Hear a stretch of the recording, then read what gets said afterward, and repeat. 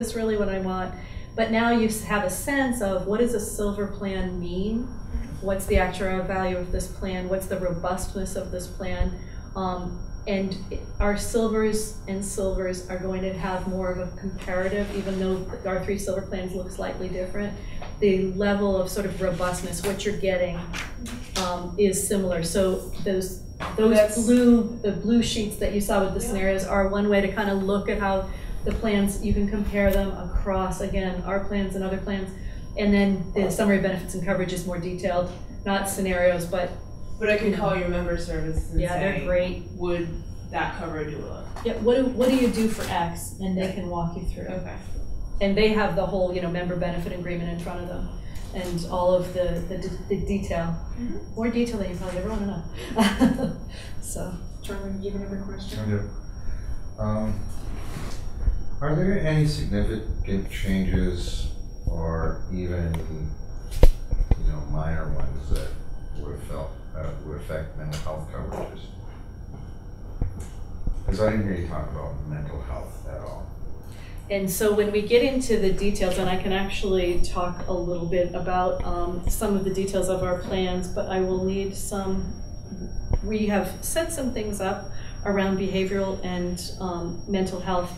One is that there's going to be the same copay for medical visits and behavioral health, mental health visits.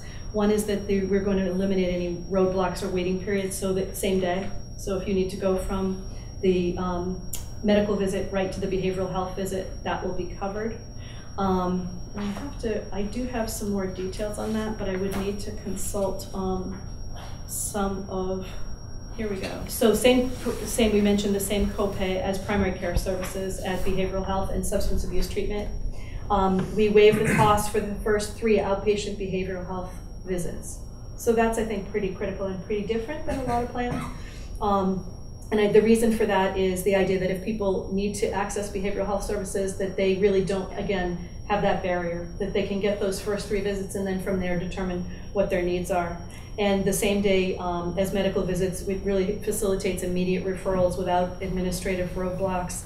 And those would be the 3 things that I could speak to on that. I don't know if that probably doesn't answer your question fully. It doesn't, but I would imagine member services would absolutely expound on that. Yep. But, and again, I just was curious if there were anything significant, and I think that at least the same day services and the first 3 visits seem to be things that I haven't experienced before. And I think the behavioral health and substance abuse, the cost, the copay being the same as your primary care.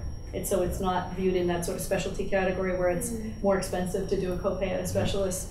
So those are the 3 things that I would point to first. But again, you'll want to look and see what our behavioral health, provider network looks like. For people will want to be informing themselves about what that all looks like as well. Thank you. Yeah, sure. Next question. Sure. Marion. So are you, the co-op is the only nonprofit? Are there any other nonprofits within the marketplace? Or is the other one a for-profit? Or is that also nonprofit? Like, do marketplace mean equals nonprofit? And then out of marketplace marketplace is does not. Any insurer can be in the marketplace. Okay, so your guys are nonprofit. I understood that, but is the other one this Anthem? Did you say? No, Anthem's for profit. And that's for profit.